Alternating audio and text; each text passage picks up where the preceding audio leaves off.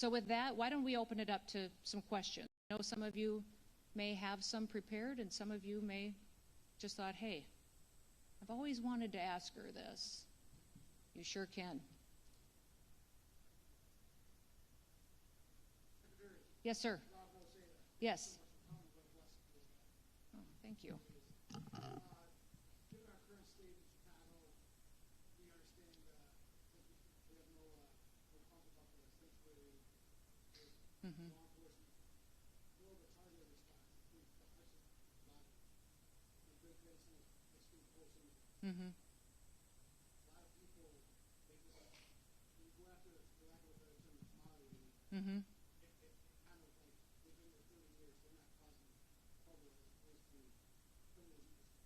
Right. I think that needs to be the focus. It's more strategic planning that needs to happen. Yep. Yeah, no, I think that's great advice. I don't know if you guys heard that question, but he talked about targeted enforcement, and Rob was saying how it's much more effective in a lot of, especially these sanctuary cities, where we can work on targeting those individuals who have a criminal history besides their legal status that may be in violation of their visa or work permit, but that we work on those and make sure we're going out and doing that with the local law enforcement as much as we possibly can. And that is something that we are going to continue to do, and make sure that we're focusing and prioritizing those individuals and make sure that we're addressing the public safety threats there. Thank you. Yes, sir.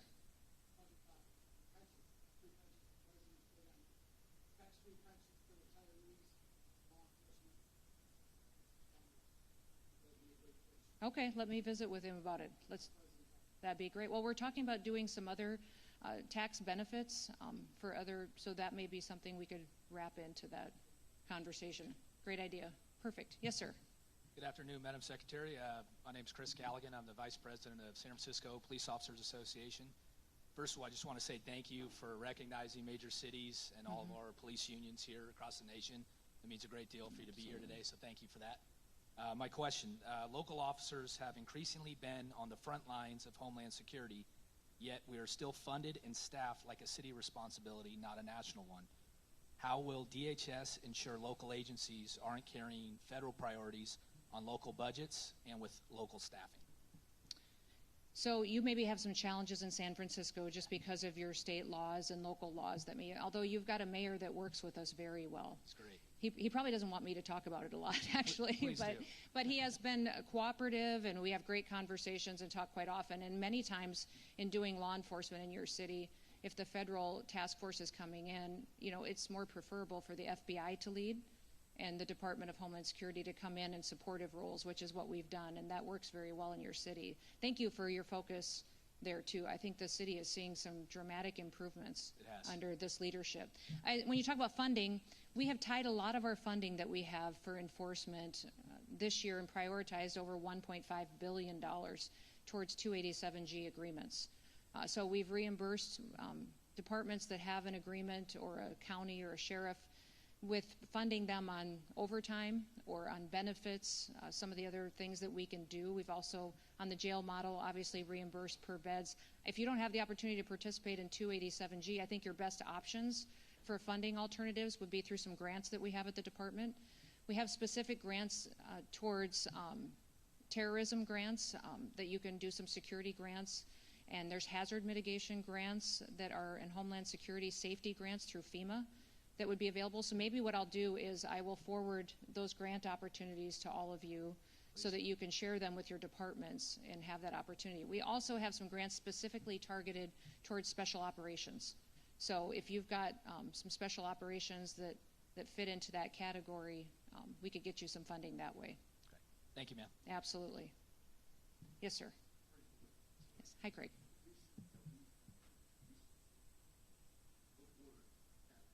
Yes.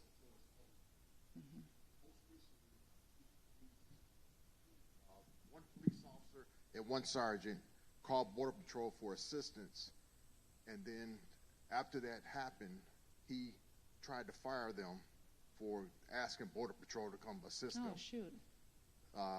Most recently, they just suspended both officers for 30 days without pay. The Border Patrol?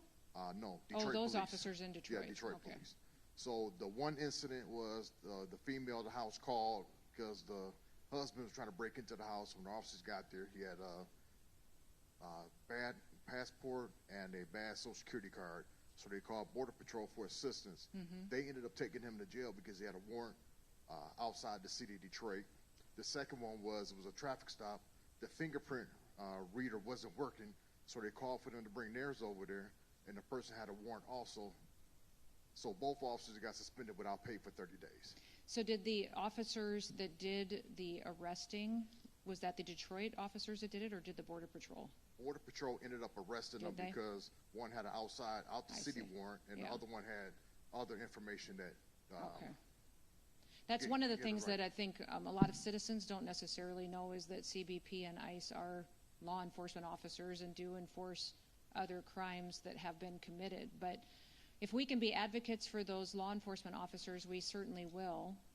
And maybe we could come up with some kind of an agreement that would allow those officers to still be able to call on Border Patrol for backup and assistance when they need it. I hate to put them in a situation where now the officers in Detroit, when they need help and need assistance, that they can't call on Border Patrol when they might be the closest asset. So maybe I'll get some contact information from you and see what we can do to work out an agreement with Detroit on being able to call on Border Patrol with some guidance on how those interactions will work. Okay, thank you. You bet. Thank you. Good afternoon, Madam Secretary. My name is Don Famuina, and I represent the State of Hawaii Organization of Police Officers. First of all, I would like to extend our sincerest aloha and mahalo for all that you and your administration are doing. Given Hawaii's status as a major international gateway, how is DHS balancing the current administration's strict zero-tolerance border policies with the unique reality of Hawaii's isolated geography and its dependence on international tourism? Yeah, you do have some unique situations for us, and I hope that we've worked well with you. We have a presence in Hawaii, where you wouldn't necessarily see a large ICE presence doing immigration enforcement. More of what we are pursuing in Hawaii would be through our TSA officials, and then also we have CBP there, of course, because of all the travel back and forth and individuals. CBP is the largest law enforcement agency that we have, one of the largest in the country, and it does all traveler information internationally, and so I'm sure that you're interacting with them quite often. So we don't, as far as targeted operations, you may see a presence in Hawaii if we know specific individuals there. And we are tracking and have signed security agreements with other countries. I think since I've been Homeland Security Secretary, we've signed 27 different security agreements with other countries to share information with us. If they have a dangerous individual that they think maybe has traveled into the United States, we will share those databases with each other. They share theirs with us so that we know when some of these individuals are coming into the country. And that may be, I'd say, the vast majority of the interactions you'll see in Hawaii. If you've got some suggestions for us or experience, I'd sure love to hear it. We'll definitely do that. Mahalo. Mahalo. Yes, sir. Hi, my name's Jeff Wader. I'm the proud president of the Rochester Police Locust Club, located between Buffalo and Syracuse, and just a shameless plug, go Bills. Yeah, that's right, good. So I used to have, my T of O is 728 officers. Okay. I'm currently down to 594. And I had two more come in the other day that they're retiring. And we have a very, very difficult time retaining our members, but also hiring. And I know this is a issue throughout the country, especially in larger communities. My question to you is the federal government and or the Trump administration, are they able to provide bonuses for retention and bonuses for hiring incentives to start building back our staff? I don't know if we do for local and state law enforcement agencies. We have been doing that at our federal level with our departments, CBP and ICE. We have done that. We also, I put in the budget request a 10% increase for all of our federal officers. I wasn't granted that, but we're gonna get there hopefully in this next budget round. I will look to see what latitude we have to do that. We'd have to do it in a way of grants with restrictions that it could only be plugged into salaries and bonuses. I think, you tell me, we've done a lot of hiring bonuses, and for me it is just as important to do retention bonuses. I think it must be extremely discouraging for officers who've served for years to see other individuals hired with a huge hiring bonus while they've been showing up and been dependable and been doing the work day after day and not see that. So it's one of those things that we're working on in our department as well. Thank you.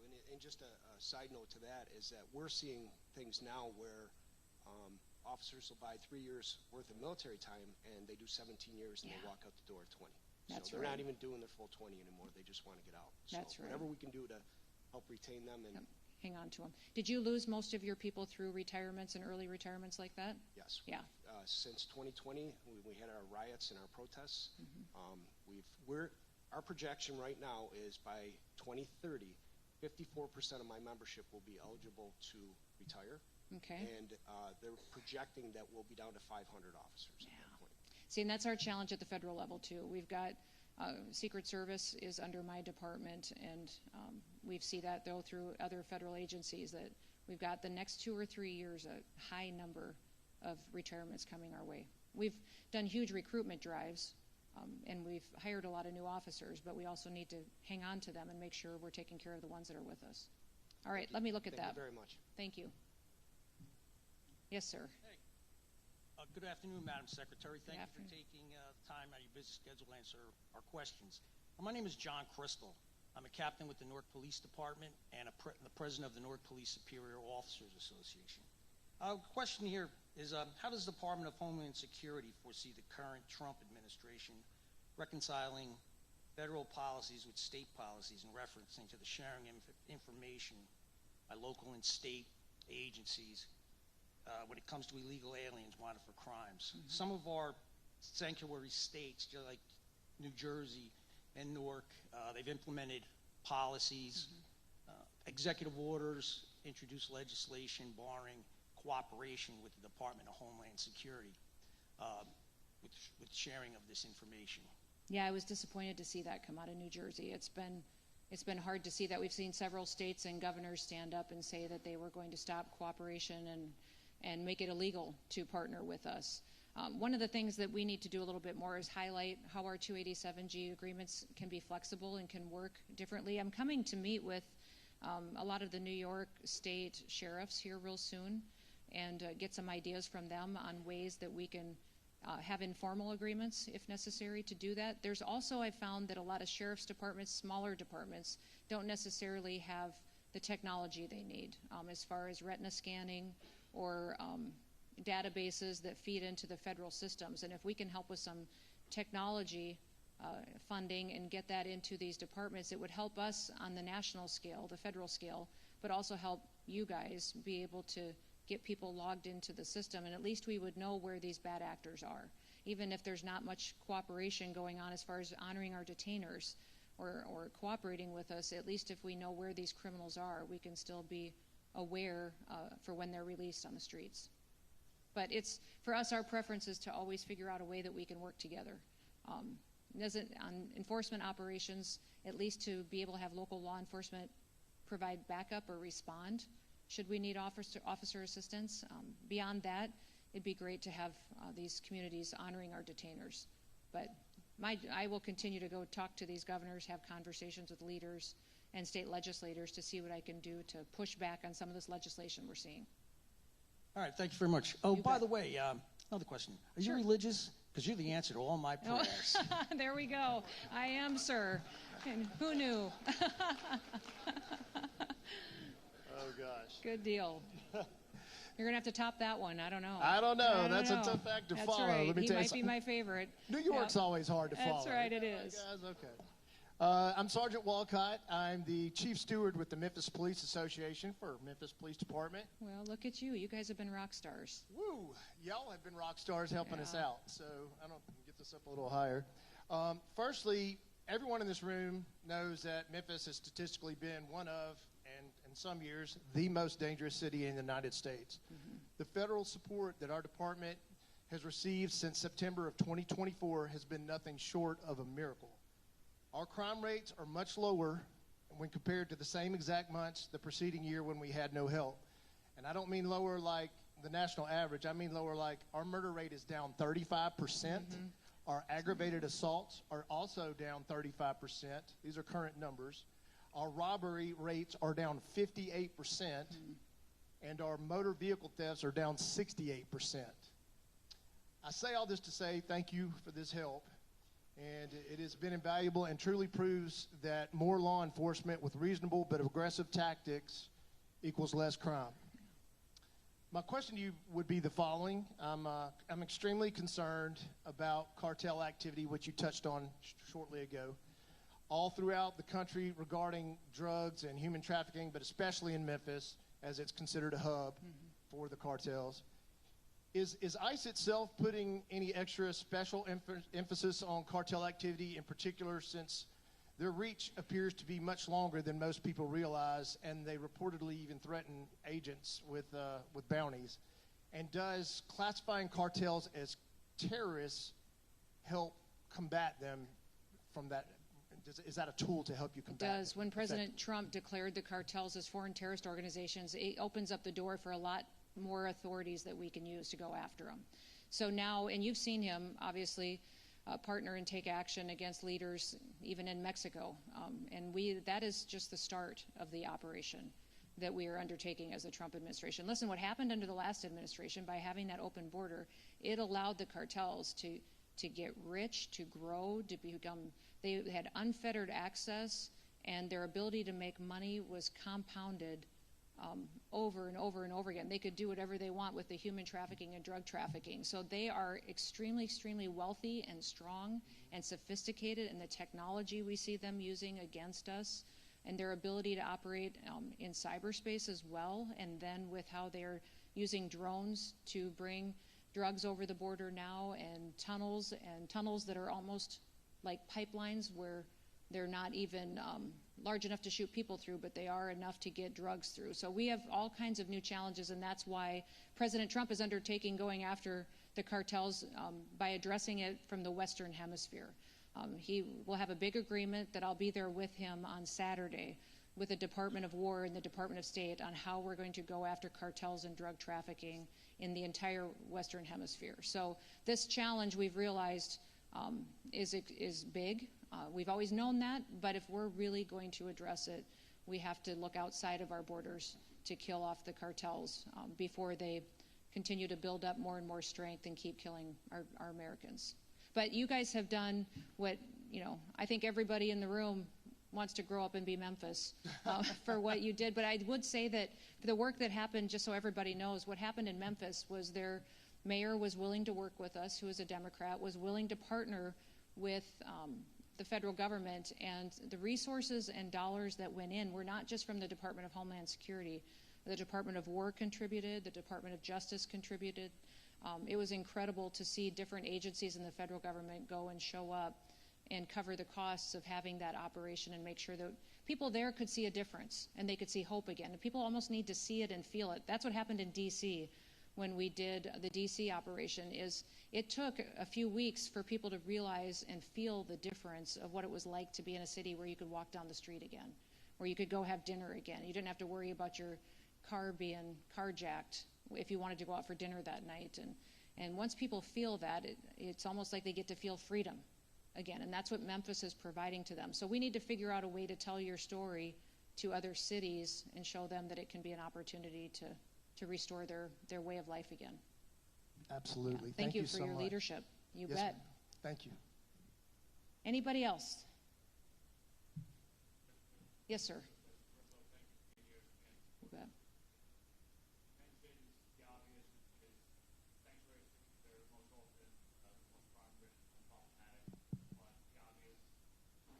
But the obvious difficulties and implications of having the sanctuary city laws and the states not supporting the feds and things like that. What are some of the vehicles that you guys can use or will use to try to, I don't want to say get around that, but work with the conditions that you guys are under to still be effective as federal law enforcement in those sanctuary city areas? Well, if it's a sanctuary city, we have an opportunity to form partnerships then with sheriffs and do that in a state. Many times sheriffs are elected officials and they're accountable for what their crime numbers are in their counties, and they're very close to the people. So we find a lot of progress working with sheriffs and in those situations. If it's an entire sanctuary state, most of those sheriffs and police departments are concerned about liability issues and the laws that may be on the books. I would say that for all of you, though, to know that a sanctuary state looks very different from state to state. The laws may be completely different. So if you are interested, if you are a sanctuary state or city, I need to come sit with you or have someone from our team come sit with you, really go through with my attorneys your state laws and see how we could still work together and not have you live in fear of being punished or being held criminally liable for not abiding by those sanctuary laws. We can challenge them, and the federal government and Department of Justice is going to be challenging sanctuary states and laws. In fact, today in the House Judiciary Committee, they're marking up a bill in Congress that would ban sanctuary cities and states, that would use the supremacy clause.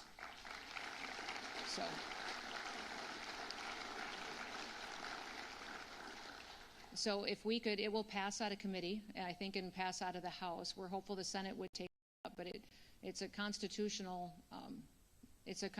compliant piece of legislation that would fundamentally change the way that we do public safety across the country. So if that can happen in the meantime, we figure out how we can work together to do notification of individuals that may be released or individuals that we could partner with you to get them out of your community. You bet. Yes.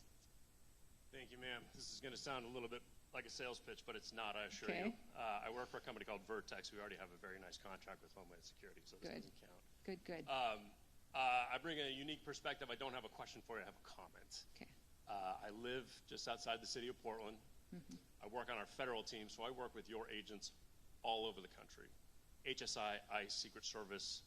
I see them being treated like garbage in various places, up to and including with extreme violence. The perspective I bring is this: I have not worked with a better group of people, more professional, humble, quiet professionals. They're amazing men and women, all of them, and I didn't want to miss this opportunity to tell you that directly. So thank you very much. That goes to you, your staff, and all of your agents across the country. Well, thank you very much. and Thank you thanks for being saying here. that. I appreciate it.